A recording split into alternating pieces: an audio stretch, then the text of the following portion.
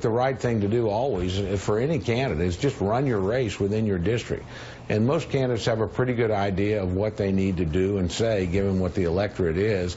And they, you know, if they've been successful in the past, it's because they broadly reflect what those people believe. So I leave that to them. Now, you know, in terms of what we do at the top of the ticket, again, I think, as I said, I think that's a thing in and of itself. I don't think it's likely to have the down ballot implications that people think, for good or ill.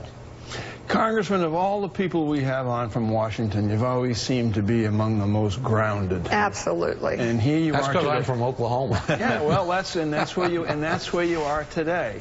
And I understand your support for the top of your ticket. You know, there's no argument with your support for the top of your ticket. I get it. That's who you are, and that's where you're coming from. But let me ask you, in listening to Donald Trump, in watching his campaign now for over a year, can you think of one example to give us where Donald Trump seems to understand the concept of human frailty, of vulnerability, of loss, of the human condition? Just one.